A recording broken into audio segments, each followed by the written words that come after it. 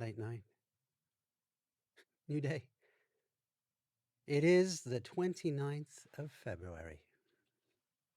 Today is, in a way, my birthday. Not officially my date of birth, not the moment when I emerged upon this earth. It is, in fact, an almost arbitrary date. It's the date I chose to reincarnate myself. And since the name at my baptism betrayed a certain gender schism, when I proclaimed myself to be a lady, I chose to bear the name of Sadie. Sadie, after Sadie Hawkins from Lil Abner, the comic strip. Well, now, let me tell you all. Sadie Hawkins was the plainest gal in all of Dogpatch, USA. Ugly, sharp-tongued, opinionated. Small wonder that she never, ever dated. She was far too plain to stand a hope in hell of ever being mated. And in those days before political correctness, the problem was solved with remarkable directness. They organized a foot race for all the single men, fired a gun, and set Miss Hawkins chasing after them. The rule was this: at that day's end, whatever slow-footed, hapless man was caught got shotgunned into wedding Sadie Hawkins, courtesy of the $2 preacher, Marion Sam. Tradition has it this took place on February 29. Anyway, that's her story. This is mine. When it comes to outing yourself, for each of us, there is a perfect time. A few choose February 14th. Valentine's, you know the lines. The greatest love is self-love. Love thyself. As an aside, it's tough to find a greeting card to match this off a drugstore shelf. It seems that Hallmark doesn't make a card for every single sender. Congratulations on your newfound gender. Some tricksters decide to set their new birthday on the 1st of April. What a thrill!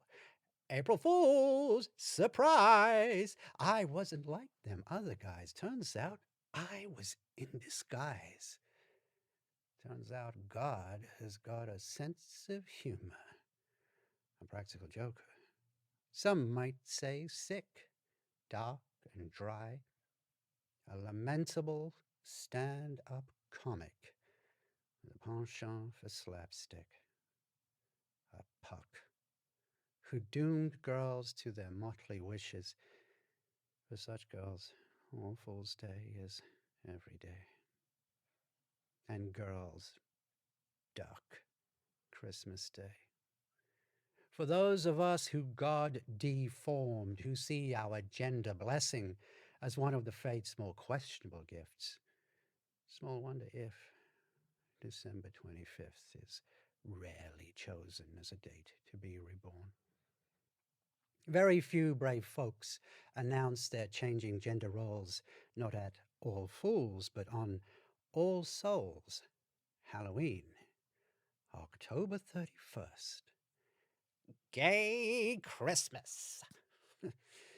You'd think that this would rank quite high, given the links between the twins of dark and light, death and life, male and female, his and hers. Some of us feel that this is just a night for amateurs. On Devil's Night, old pros stay home to play. Like alcoholics, drink alone on each St. Patrick's Day. Why I chose February 29th? I had reasons. Like me, it's a day without a season. And because it's a leap day in a leap year, that means I only age 1 year in 4. Which keeps me young and hoping. And because a leap day is a day that doesn't fit, it's a way of coping with the accumulated inaccuracies of a 365-day year.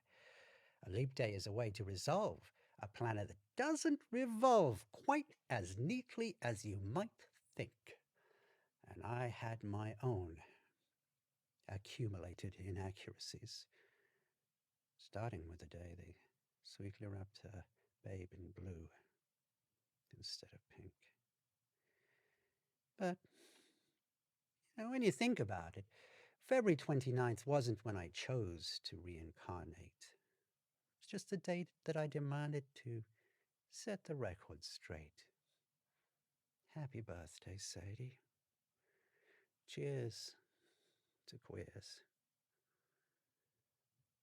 Speaking of straight, look at this drunk. What's your name, eh? Passed out Pete. Now, given his inebriated state, he's not in the best position to communicate, but I know his type.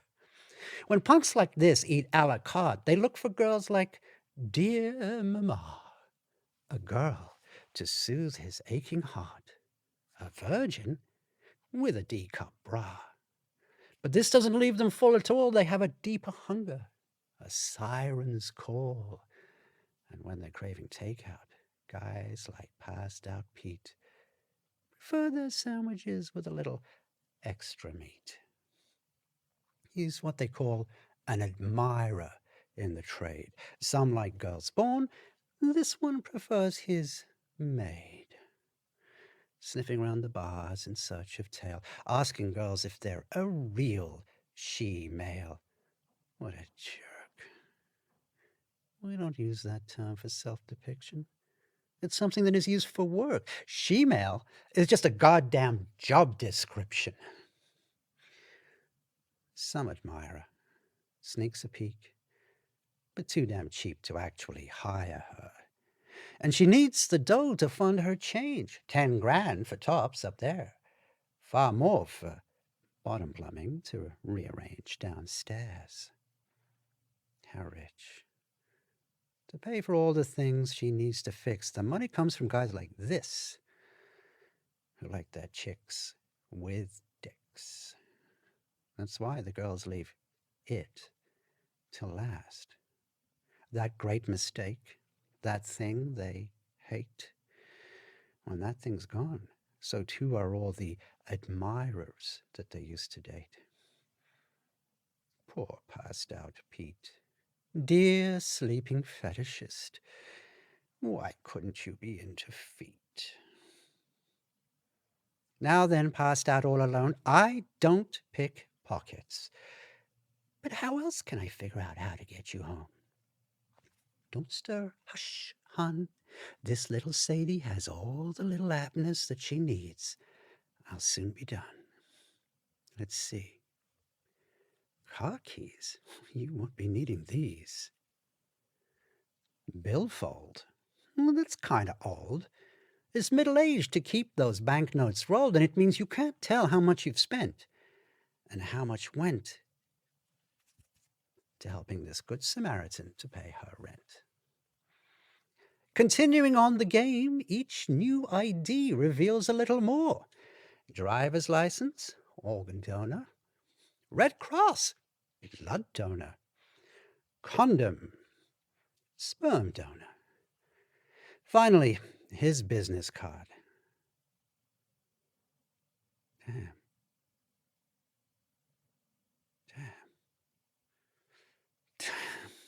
I know this man. A cop. A police officer. Hercule Alcide, H.A. Howie Fry. P.C. Howie Fry. Quite a guy. He killed a friend of mine. My Jackie. My Miss Jackie, miss. Oh, lots of girls get killed. Happens all the time. Some heroines go out in blazing glory like tiny little Coco Loco. That was some story. She held up banks in heels this high, wore long pants, hems down to the floor, wore a 60s teased-up wig, this great beehive. All the eyewitnesses swore that tiny girl was 6'5". She stopped while she was on a roll, got her bankroll, the money to get her body fixed, well on her way to settle down, get out of town. You know the drill. Anyway, she flew to Mexico, where many go to get new fixins down below. Unfortunately, she underestimated the amount of time she needed to be fully recuperated, and the hotel where she stayed freaked out about the blood-stained sheets. And even though she had prepaid, they tossed her out.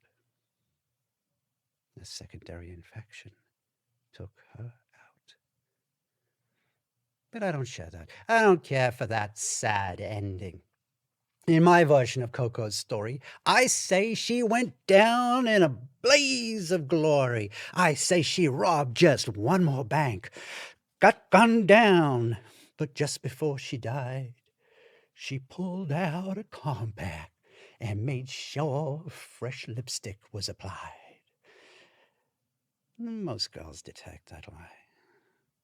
They laugh, the forced laugh, the half laugh. Knowing girls are rarely shot, that isn't how they usually die. They're overkilled, up close and personal, strangled, and then stabbed a dozen times, killed, and then decapitated, burned sometimes too, just to be sure that they're well and truly incapacitated. Yeah, girls get killed all the time, but only 1 in 12 of us gets murdered. Only 1 in 12 gets counted as a real murder. Only 1 in 12 is stated homicide. More seek suicide. But only 4 in 12 succeed.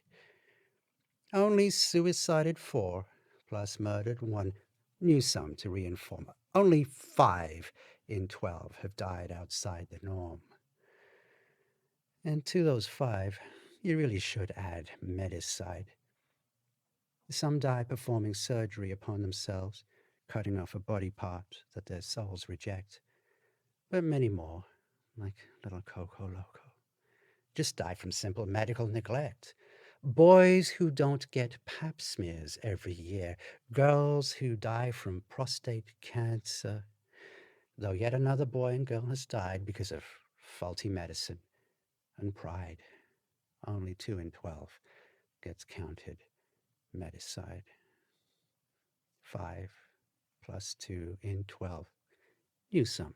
Only 7 in 12 have died due to some transgender side. But the sum's not done. The fates roll dice to catch another one.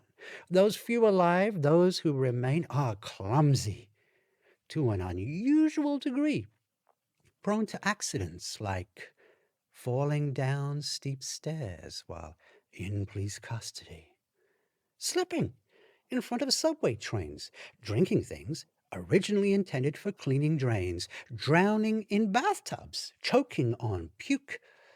One more rebuke. That brings our total up to 8.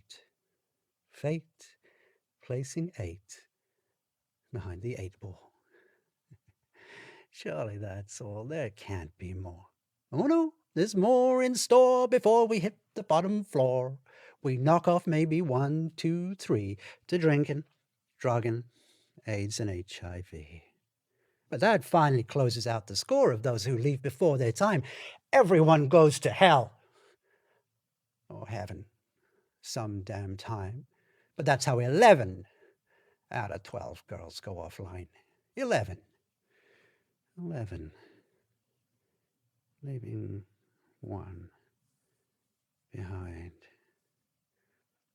Small wonder that the one and only, that the lonely one, the only one and only, the 1 in 12 who's left bereft of friends, sometimes get a little depressed, exhausted, too tired to rage at those stacked odds. 12 to 1 against that miracle. Dying of old age, That won't be me. I've figured this one out. Remember, I only aged 1 year in 4. So if I live to be 100, I'll still be only 25. I'm not one to live my life through some damn toy store oracle, vainly shaking some tragic magic 8-ball, staring, waiting for some wisdom to appear. What's that you say? The future is unclear? I'd rather laugh. The forced laugh, the half laugh. Don't confuse my dry humor for lack of caring. No, and don't confuse me sharing details of a life that's harsh and gritty as an attempt to garner other people's pity. And don't you dare feel sorry. Don't you dare feel sorry. It's not a question of being stoic, brave, or plucky. We're not exceptional. We're just exceptionally lucky. We're just the ones who are still alive. We're just the ones who somehow managed to survive. Which brings me back to this chap fallen, Mr. PC, Howie Fry. I wonder, what would be the most appropriate way to kill this guy, to make him pay for taking our dear friend, my friend Miss Jackie, away? Perhaps a pound of flesh cut from his heartless chest. Give the orb a shake. The answer, no. Well, then instead, perhaps a needle full of flushed back death, red blood, tybo, filled with viral load injected neatly in between his toes. Another shake, another answer. No. Alas, this process is a little slow. What would be best for this most infinite of jests, the everlasting joke of vengeful death? To take this ball, to hold it high, to shake it hard, and smash it down and crack his skull case open wide. I want to kill this killer. Please show me how. A shake. Another answer. Cannot predict. No. How to decide. Homicide. Suicide. Medicide. Pesticide. They're all different ways of taking sides. Yes, when stating death, it's all about the relationship between the killer and the killee. The pincher and the flea. The cop and Miss Jackie. The power play of he and she. See, it is who that governs why some deaths are justified. Oh, sure, the judges may decree such cases as sad, meaningless, and awful, yet they still decide, not based on what is moral, but what is lawful. That's it. Inspiration. His law killed Miss Jackie, miss. For this, I'll try him here. Defense and prosecution, fair judgment, and then an execution. And to protect him from my too fast fury, you, my dear dead friends, shall be the jury. Is this the fairest way to go? A shake? An answer. It is decidedly so. Ladies or gentlemen of the jury, with apologies to those who feel that either or is too restricted, let me give you now your charge. At large is the accused, the police officer Hercule Alcides, a.k.a. Howie Fry. he would say that he has never swerved from honor and sworn duty, that he has both protected and has served to society's great end. I say, he killed my friend. Now Jack is dead, he cannot speak. But her life can speak by proxy. So I shall call an expert witness, the Dr. M.T. Boxey. Of course, that's not his real name. But in deference to this case's close proximity, I'll allow the witnesses a right to anonymity. As to why I call him Dr. M.T. Boxey, the answer's this. I think it's a pretty good name for a gynecologist. I have reviewed the records of Miss Jackie and can therefore testify to the facts I see. It begins, a child is born. The doctor informs the parents of the newborn's lifetime diagnosis. A boy. This obstetric so-called certainty, not based on DNA, but common likelihood.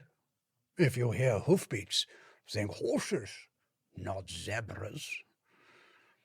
And trained in these endeavors, the physician never checks a second opinion or a test, judging that it's best for those just entering the state of parenthood to merely say, your child falls within the normal curves. This serves. And after all the blessed fingers and the precious toes are counted, the doctor rarely lingers, figuring the worst has been surmounted.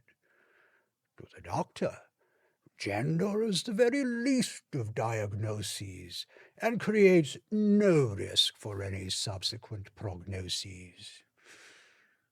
In fairness, that is mostly true. Just wrap your baby boy in blue and leave. But then, with higher frequency than rareness, there are those tales of neonatal cases which lead to damn near fatal places and nightmare lives. And on the path from infancy to a simple child's awareness, what starts out as a doctor's misconception becomes a life, a lie, and an immaculate deception. Thank you, Doctor. No further questions at this time. It isn't my intention to play the role of preacher, proselytizing, pointing out each agony of Jackie's life, recalling each painful twist of her existence. But neither will I be a part of minimizing her persistence. Therefore, let us glimpse behind her kindergarten doors. Let's meet one of her early Ed UK tours. Call to the stand the teacher, one Ms. Renee Poors. I early met the child that later was Miss Jackie. A surly, smallish child at 3'3". Oh, but how insistent he, from day one, claiming that we had it wrong, that we had seated him improperly, that girls, not boys, were this boy's kin. We punished him for 3 days straight before he finally gave it in. Stubborn for a 5-year-old. What we did was not a sin. He was a sissy child and quick to cry, and our duty is to protect such children from the cruelness of an unkind world. So it was out of kindness I sought to toughen this boy up, to give this girlish boy the skills to be a man. We found him sneaking outside after school, peeking at the girl guides, dirt upon his face, secretly copying their notes with shoelaces. Foolish child. We discovered him because he tried to sing along. To hear the foul lies falling from his lips, claiming that the filthy leaves he wore were girls' hair clips. Taken before his classroom peers, his deceit was publicly explained. And though it may seem harsh, his playmates' jeers taught him how to be appropriately remorseful and ashamed. But because I sensed the falseness of this boy, I did not assume that these life lessons were first fully heeded, nor did I shirk my duty. I knew my close attention was desperately needed, which is why I confiscated that foul toy. He hid a one-armed play doll in a window box, a girl's doll buried in between his classes, and while he thought that he was unobserved, I watched his play with all of the contempt that it deserved. I cannot overstate the depth of my disgust at this child's abuse of trust. There was nothing to discuss. At his next class, I instructed the school gardener to remove this dangerous and subversive detritus. My swift action was an immediate success.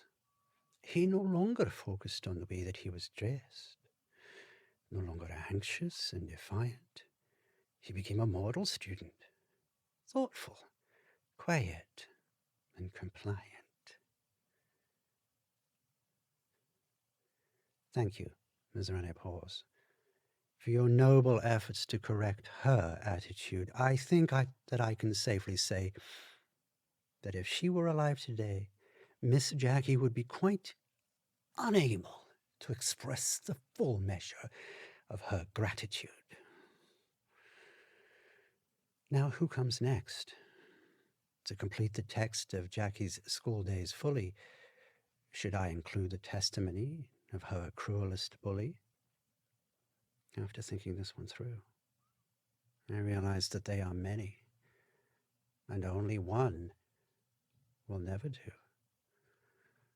Among this legion, there is no one to choose, so I call all.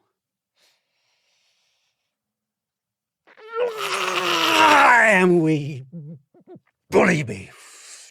I, the thief, the lie in wait, I, the tease and the geese. I, the one who tried to please their friends who hate or fear what they don't understand. We fought, with the bruisers came the users, the gossips and their brutal snips. The title talker and the hallway stalker all went on to terrorize this son. We failed to recognize the true and gentle daughter. And none of us, not any one of us, was any better than we ought to. Violence is tedious. Our daily ministrations of abuse, relentless, endless, futile, pointless, 'cause most of us were just children then. And the fact is, we were not alone in the commission of these acts that have to be atoned. Our testimony is fraught with the weight of elsewhere hate. Our acts were taught and then condoned. Blind eyes were turned away from all our hazing, owned as a normal part of raising children. With the benefit of hindsight, and in the interest of whole truth, we co-indict our leaders. Guilty of duplicity, they too are guilty of complicity. When those in power permit to within their charge to scar and hit, they will defence on those defenceless who they swore to shield. Where lies the fault? When co-conspirators commit an institutional assault.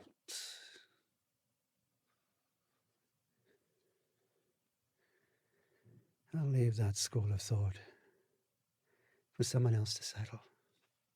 Someone with more mettle and an understanding of the rule of tort. I'll leave it up to him or her to prove res ipsa loquitur. What's that brash noise? Insistent, harsh, and slightly slurred? School spirit, I demand to be heard. I am a character witness. Before she had one, I created character. I created depth. Never mind the ghost of Christmas past. I am the ghost of 4:30. I was the eye-opener. I was her spirit. I set the pink haze upon her day. I was Jackie's first, best, and only old school friend. I was a late-night companion to her tears. I was the noontime lover at her lips. I was the secret strength, the anesthetic that stopped her from wallowing in pathos and self-pity. I was the boozy filter that made things never mind, never, whatever. I gave her permission to dismiss opinion, to fuel half laughter and incomplete smiles.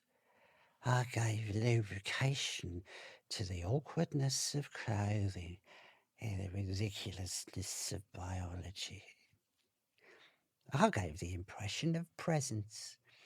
I says that location didn't matter, that all compasses were faulty, the hope could be played out in an hour or two, that lonely bones can be forced hale and hearty, that worth could be measured out in fluid ounces, and later powdered grams.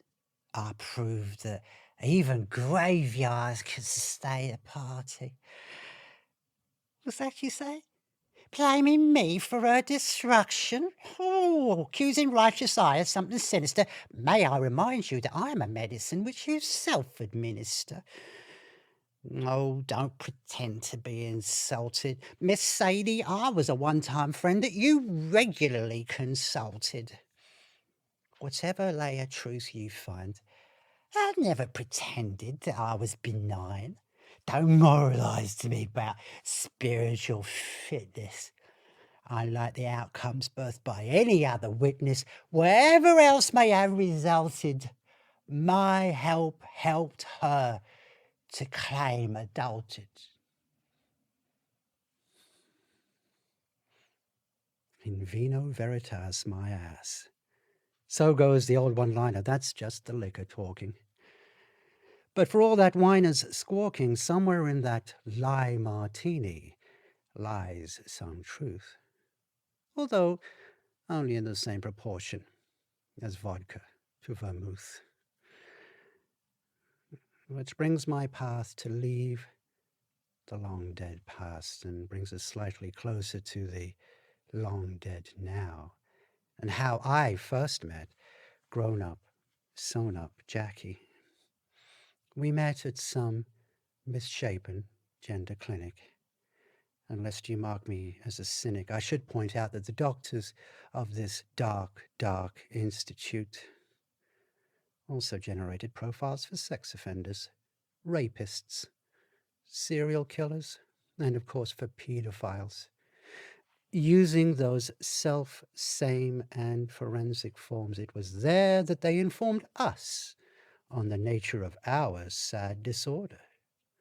It was there that they presented us with their foul mythology, taught that our being wasn't natural, that we were victims of an aberrant pathology, that though the chemistry for this could not be tested, one hint of this dysphoria was if you detested your own skin. So we sought the stark, stark symptoms that they academically suggested. And at the dark, dark institute. We learned it paid to pay attention when Dr. Darkly said, I think your body image would be much more positive if you went back to being closeted. And by the way, your chosen name is wrong. It sends out radar that is skewed. I think you should change it. Change it into something Anglo and a bit more gender cued. No, don't use Bobby, Nicky, Stevie, Jan.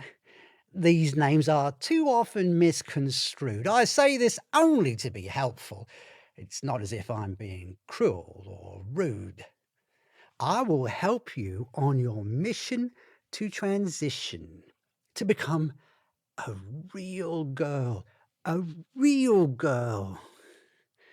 I will help you to divorce your past. After all, real girls don't have wives.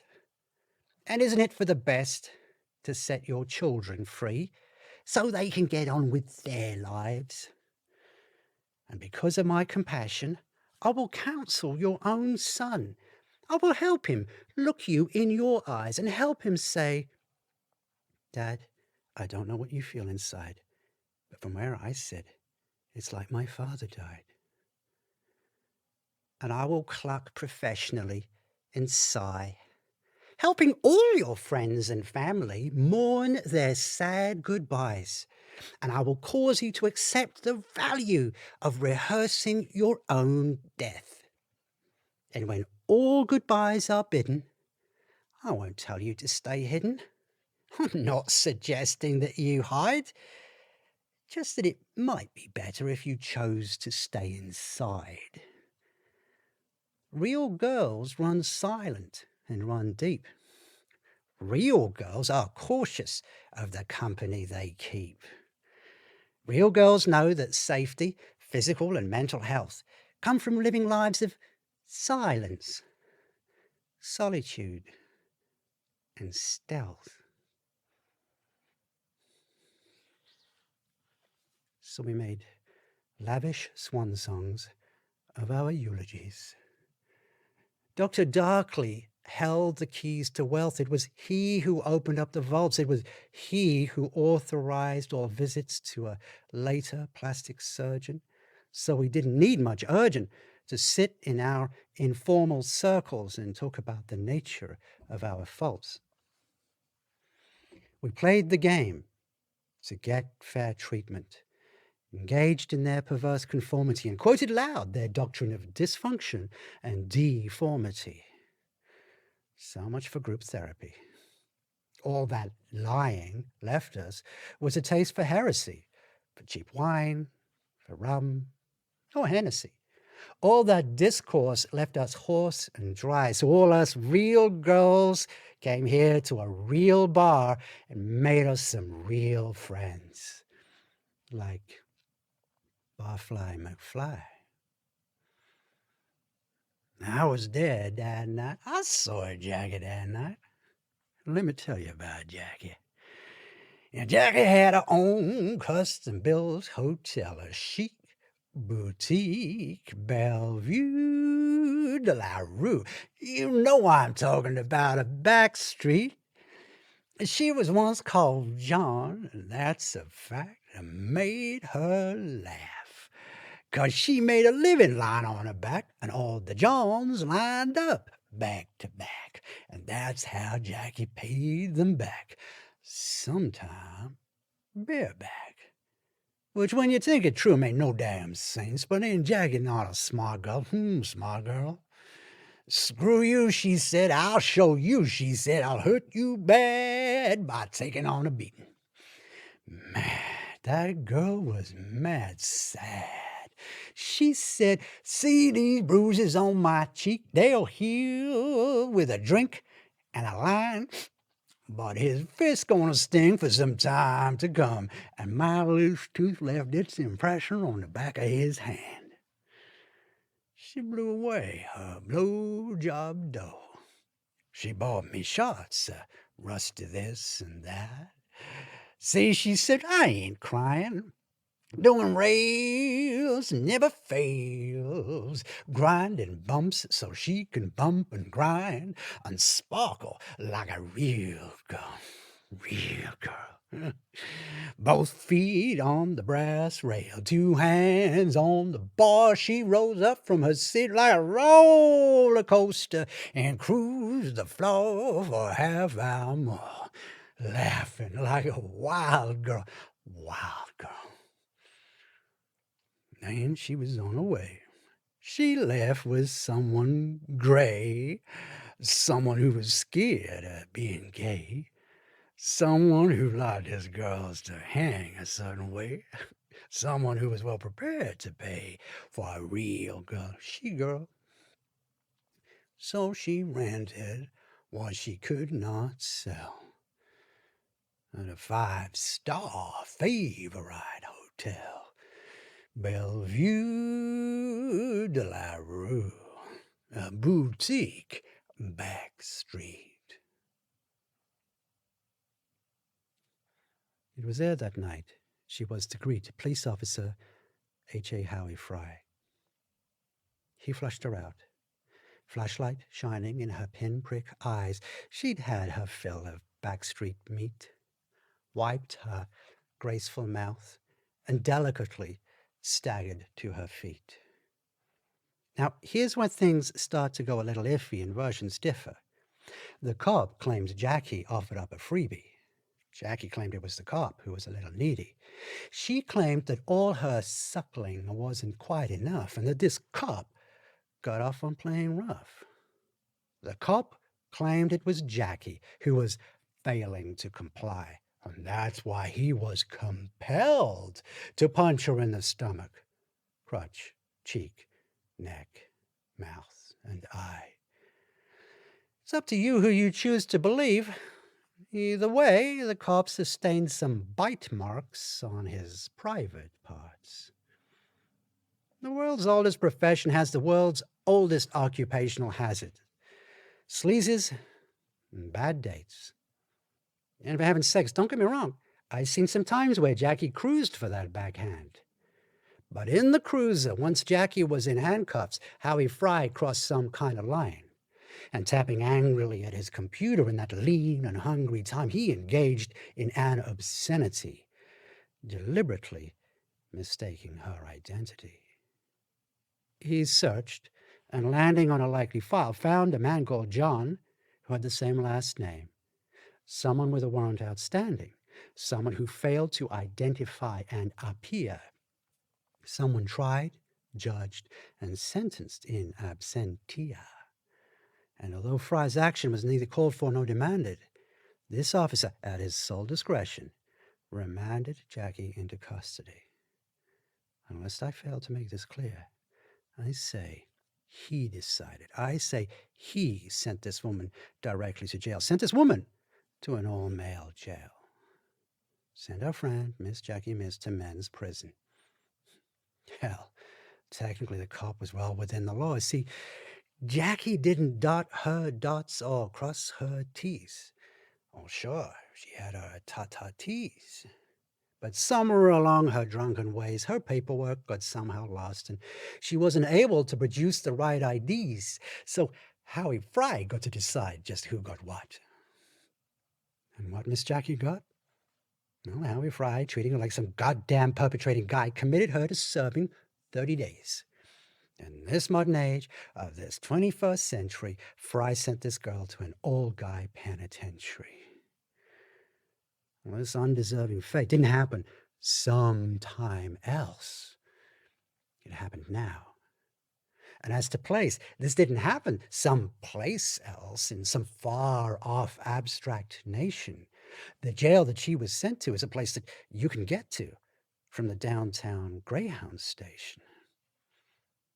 But on the way to that gray hotel, they took a little side trip, a diversion, an excursion to the local station to formalize the booking. And that's where I can testify as to what I've seen, because that's a place where all us girls have been. And all us girls face first things first. All us girls are frisked by Sergeant Nancy Thirst. Some girls cry. Some girls grit their teeth. Some girls sing songs to take them someplace else. First-timers usually just repeat one word. Please. Please. Please. Because Sergeant Nancy is the one they call. She is the one who checks and so ensures equal protection under the law. They put you up against a wall, and if they're feeling bored, they put you on your knees or on all fours. Then Sergeant Nancy laughs and says, Relax, hon. You're not the type that I go for. She takes a rubber glove and reaches rough between your thighs, twists, and turns to her companion saying, Well, guys, have all the fun you want, 'cause this one's yours. and it's a fact that though she's spiteful, uncompassionate, cruel, frightful, there's some of us that watch her leave through double-locking double doors and wish that she would either stay or that she would be the one who's putting us away. Because that twister, Sergeant Nancy, is the last connection to our sisterhood. And when those doors slam shut behind her, the cord is cut. And what comes next is never good. It's then the men cops start to call girls Mister. and the only place the girl has left to hide is deep inside herself. And you think to yourself, yeah, that's a place they cannot penetrate. That's where I'll store my inner pride. Unfortunately, there's one more ride to meet your prison guard. Chief Warden Gordon Screw. Now, you may say that I lack vision, but this isn't Sunday school, it's prison. And without a strong commitment to precision, we would have anarchy. And the population of this facility are men who lack respect for rules, who have no concept of civility. So I insist that the paperwork is neat, complete, and clear of ambiguity. Right from the start, this case fell outside the norms. It was missing several forms. There was no pink requisition and transference sheet, no HDI 13-1983. And when it came to the new inmate, there seemed to be confusion as to whether it was she or it was he. We're not equipped for making those decisions. I'm not interested in wasting time on pervs. It was only 30 days to serve. And just before the long weekend, at 5 to 5, my hands were tied. And anyway, such perverts benefit from their time inside. So we sent this strange he, she, it to start its 30-day vacation on the main range. That is to say, among the general population. Harsh facts. Her fate decided by the indecision of a dozen jailhouse hacks.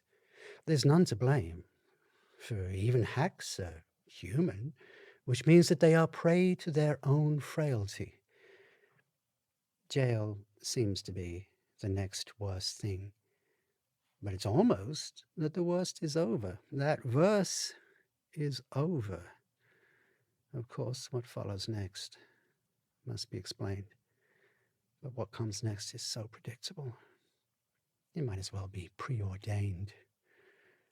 And strangely, there is comfort in knowing what we can expect. The violent attention of the prison population, not just an object used for copulation, but a receptacle for their anger and frustration, a place where men see blood as one more turn-on and a source of lubrication. All this is known as we enter the range, the so-called low-risk Gen Pop zone.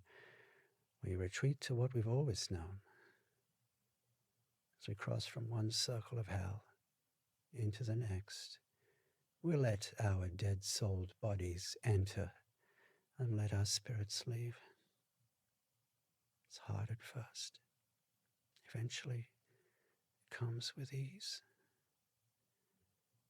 And to that end, her care falls to the bosom of our friend, the inmate biker, Abram B. I ain't no saint. I'm doing time for only one of many crimes. They only charged me with the ones that they could stick me for. You know that I did hundreds more. I'm a 1%er, which means I ride outside the lines. The club I ride with ain't with the 100 over 99 who just say no to drugs and pay their taxes right on time. But I'm honest in my way.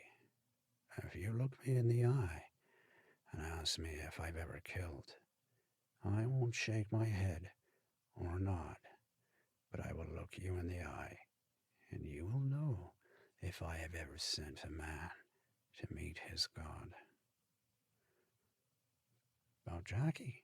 Well, like all sweet meat, they took her to the limbo room.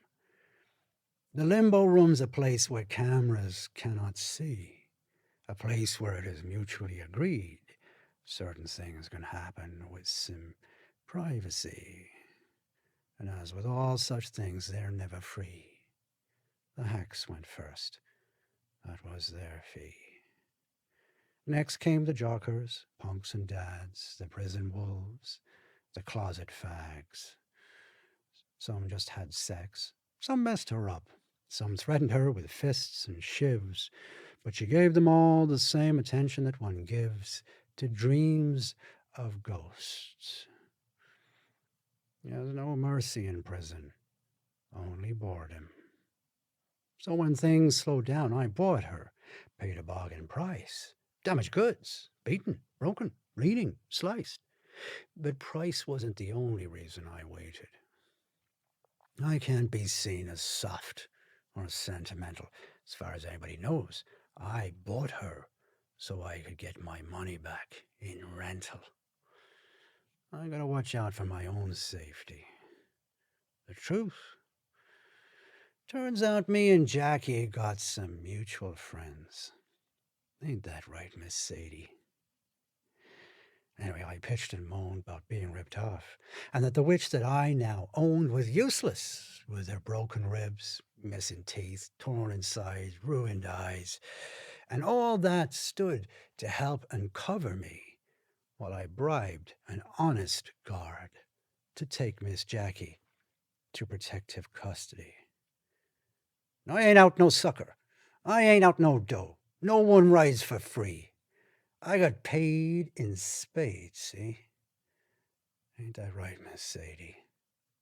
I ain't no saint. You ain't no saint? Like hell you ain't. Keep your armor strong while you're inside.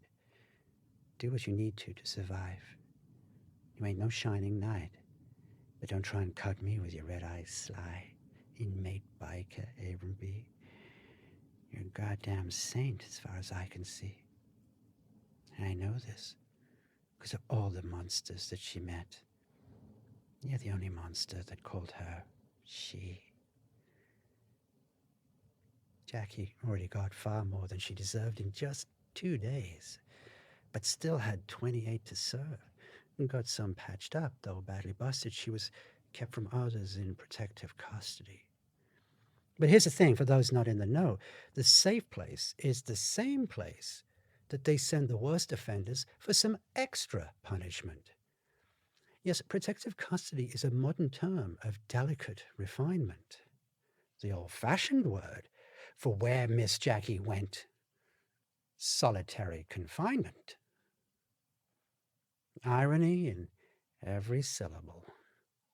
Sol, you see no sun.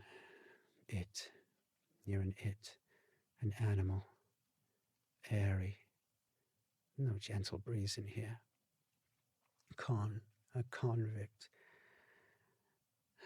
Fine, not roughly caged, but exquisitely and tightly boxed. mental mind inside the mind alone. You can't remember the smell of mint. Nothing smells except the place you piss, and you save the time you piss so that you can pass the time while passing. It gives you something to do. Passing water, passing time. And this strikes you as funny in a way. And you remember they must let you out for half an hour every day. So you mark the 23.5 hours that you are in there out of 24.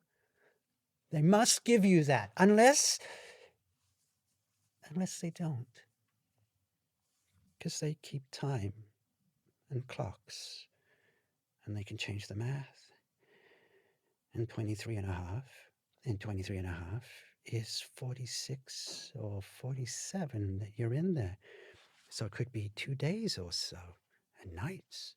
But nights don't count because the lights are always on. The lights are always on, all days, all nights. And you try to count the seconds. 86,400 in a day times 28. Let's see. But you get lost with all the zeros and the numbers, but you think it's 2.4 million or something like that. And you make a note that you will get a calculator when you get out. And you think, how can a number that is so damn big contain so many zeros? You stare at the walls and pretend that you are Superwoman with X-ray vision. And you let your mind wander, and it is large screen TV. And you have sex with the wall, and the wall kisses you back with its chalky tongue. And then you remember poetry, but only badly, and you think it creeps in petty pace from day to day, or seeps in every race from gay to gay, or peeps in sweaty grace from lay to lay, or beeps, and the door opens, and it is a face punctuated by a uniform. And they say it's time for exercise in a way that lets you know they'd prefer that you say no. And because it's days since you have shaved or brushed your hair or bathed in any way, because even though you are crazy, you know no place is safe, that exercise takes place among the bastards who beat and cut your face. And the uniform knows this, and you know this, and the uniform is lazy, but not unkind. So the uniform is quick to let you say, no, thank you, sir. I'm feeling kind of tired today. And it gets to be a habit every day.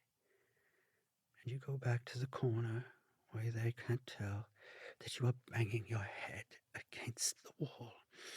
And the pain is good, because if you are feeling pain, then you're alive. And so this isn't hell. And you secretly open up your cuts so that you can see that you still bleed. Red proof, perhaps, there's something deep inside, still living. So it is confinement. Solitary confinement. Breathe. Breathe. Breathe.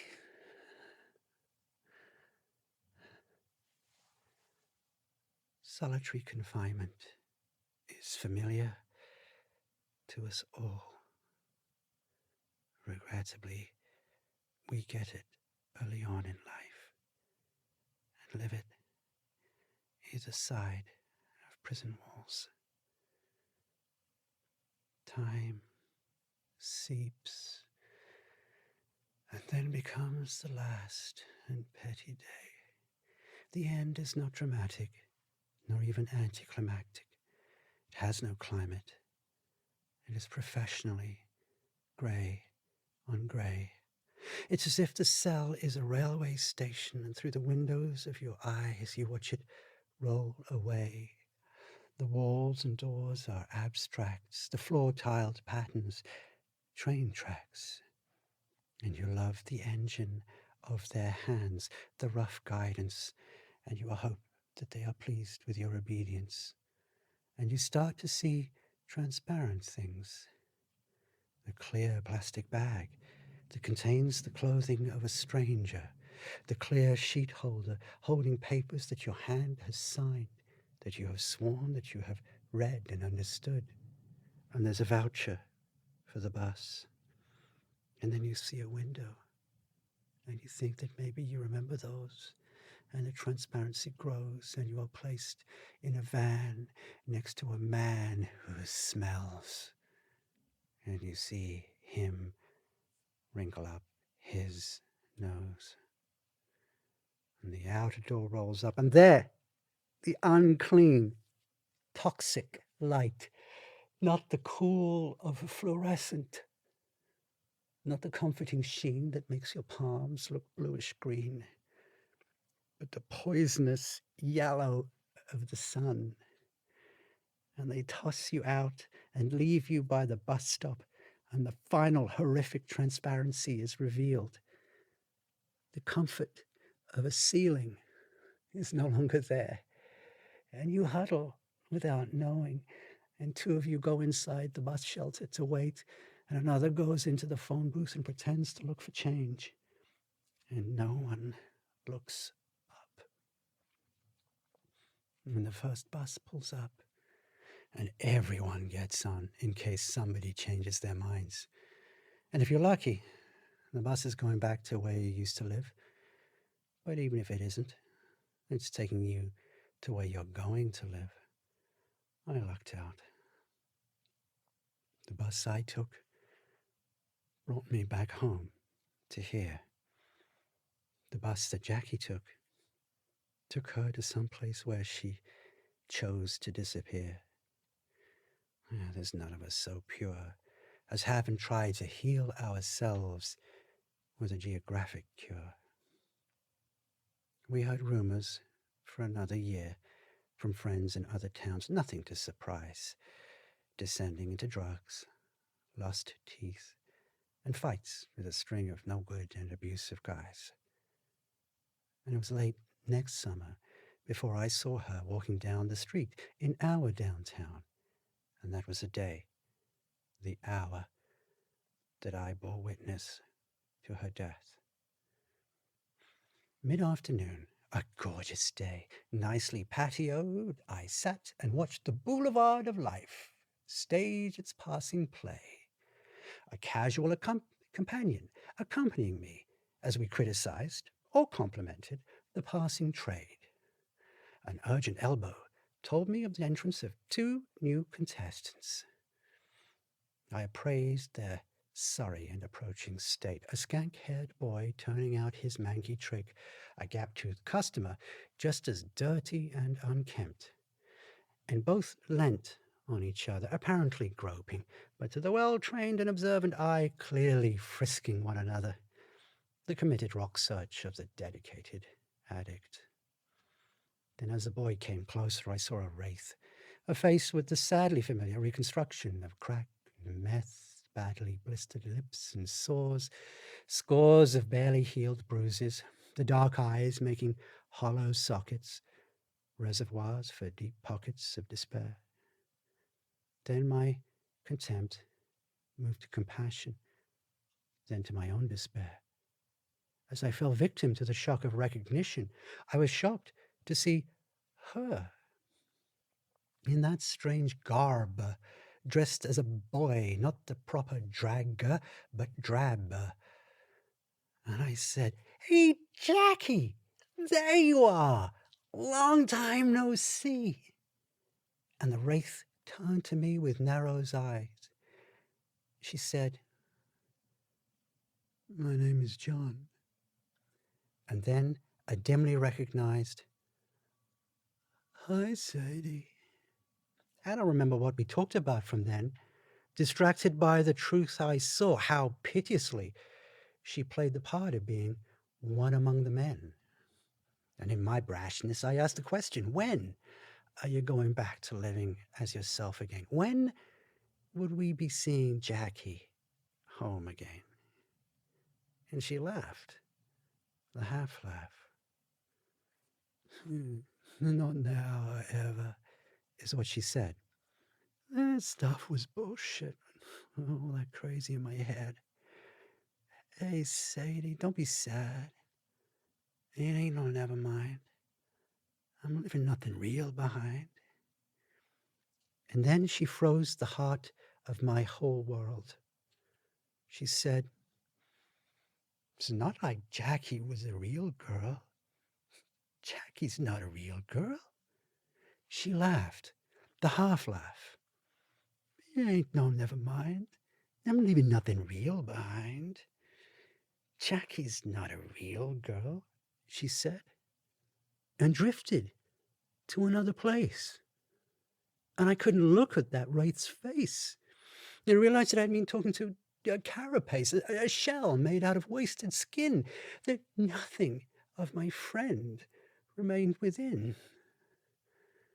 I closed my eyes in present mourning. Jackie's not a real girl, she said. She turned her head. Jackie's not a real girl. She joined the ranks of living dead. Jackie's not a real girl. That's all she said. Not real. Not real.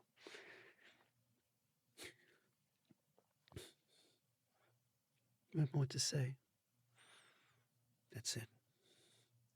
There's no more evidence to submit, no testimony to add.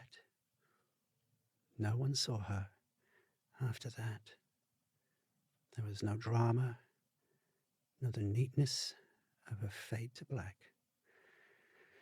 If anything, it was a fade to grey. She went from ghost to ghost, from mist to mist. Which begs the question, did Miss Jackie Miss ever even exist? The defense will strenuously insist that she did not. They'll say the principle of in corpore delicti prevails. The test of law that says no body, no crime. They will say that this is the floor upon which all our actions rest, and thus our prosecution falls and fails. To you, dear jurors, I will not waste time trying to mislead you nor artfully deceive you. In this summation and address, it's best I tell the truth, that I confess, yes, the law is on their side, that yes, this case is futile, pointless, and perhaps cannot be won. Yet knowing it's hopeless, still I prosecute for an imaginary soul, not someone whole, just a figment and a fragment. She was nobody. Nobody, no crime. Damn it. Even nobodies have rights. And even nobodies deserve to have a champion who's prepared to fight the pointless fights. J'accuse, I indicate the foul defendant, Howie Fry, who looks to be excused, yet as it is, I couldn't even make the merest misdemeanor charges stick. There's no law that he's broken, that the least able of defenders couldn't fix. No matter what the charges laid before him, despite the evidence admitted, the result would be the same. Howie Fry would be acquitted. They'd say, if you would claim this man was her abuser, he has the right to see the face of his accuser. Since she's not real, he could not hurt her. And since there is no body, so there can be no murder. Another laugh at her expense. Jackie would be persecuted once again for a failure to appear. I beg you, 12. To let these lies persist would bring disgrace upon the face of justice. I concede my absolute inadequacy in the task of Jackie's advocacy. Please forgive me for my lack of legal competence. I do not even know the crime, the code, or charge that he should face. But I ask you, sentence him the same. I beg you, please, do not let this monster free of blame or consequence. Bring Jackie's soul to peace that she may rest, and bring me peace that I may rest my case.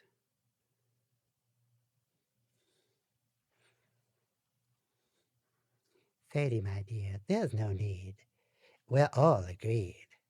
I am your foreman and your dear, queer friend, Perry P. Tier. So what of Howie Fry? So what the charge? Not murder, breach of trust, or rape. Not uttering false statements, oaths, or threats. Not manslaughter, assault, or wrongful death. What's left? You'll like this, Sadie. What's left is identity theft. There's no need for further plea or trial. The facts are clear beyond rebuttal or denial. He stripped Miss Jackie Myth, our cherished friend, of all vestiges of identity, and thus exposed she perished, made invisible and unheard, a non-entity in the end. You will find his punishment is severe and in like kind. The kindly ones have done their worst. He is already cursed. Though clothes may make the man, now by my hand his clothes reveal their emptiness. These empty rags show nothing more than this empty man does not exist. We cannot pass a sentence that is past. There's no need to banish a man who has already vanished. But we were never here to seek or save his soul. What then, our role? Dear Sadie, just to set you free from the burden of injustice in the pain of your inequity. Sadie, we're here to show you must survive. To be does more than you could ever know. We are a 12 who died. Too true, too short a span. But at least we few had time to live as our true selves. Behind each one of us lie 12s of 12s of 12s, hundreds, maybe thousands more. They are the never born. That growths of 12s, those souls behind us, never even lived half lives. To all of them, we are the heroes and the hope, the means to cope. Behind us lie the 12s of 12s. You know this to be true. In front of them are the 12 of us. But in front of us is you. In front of us is you. That you're alive does service to us all.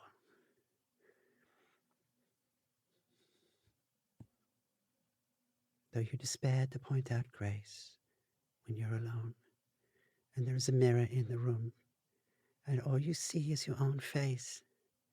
Now gaze again in that direction and recognize the hero that is your true reflection.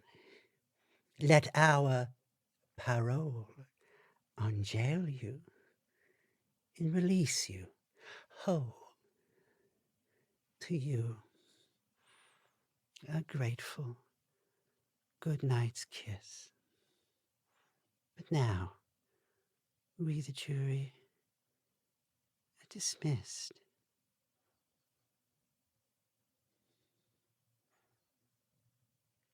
Late night. New day. Who knew? And helping justice find a way was my own I'd find. But this would tell the truth the whole truth and nothing but the truth of it. It's not defined by mind. It cannot be captured or confined, nor diagnosed at birth. It cannot be taught or caught or beaten. It cannot be removed. It cannot be administered away and so defeated. It cannot be reproved or disproved. It is nothing to be cured. It will slip between the tiniest of prison bars. It is not something to be endured. It will endure. Invisible. Indivisible. It cannot be made into smaller parts, and so it cannot be destroyed. It cannot merely be declared as void. In this light, did Jackie die? Her body, in her dreams, who knows? Her spirit?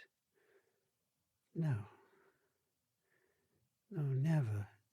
This still small self is not a thing that falls within our power to sever.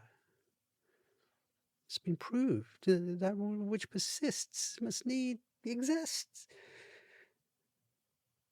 And this night's trial has thus removed my deepest hurt, my mortal injury.